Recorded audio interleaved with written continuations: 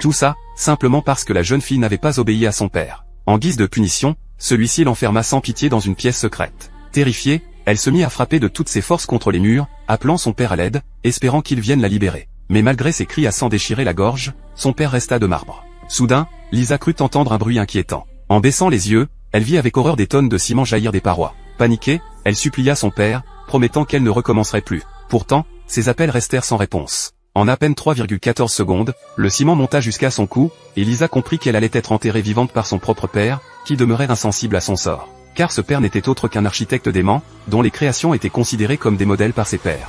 Obsédé par l'idée de rendre ses bâtiments plus célèbres, il avait pris l'habitude d'ensevelir des êtres humains vivant dans les murs, n'épargnant même pas les membres de sa propre famille.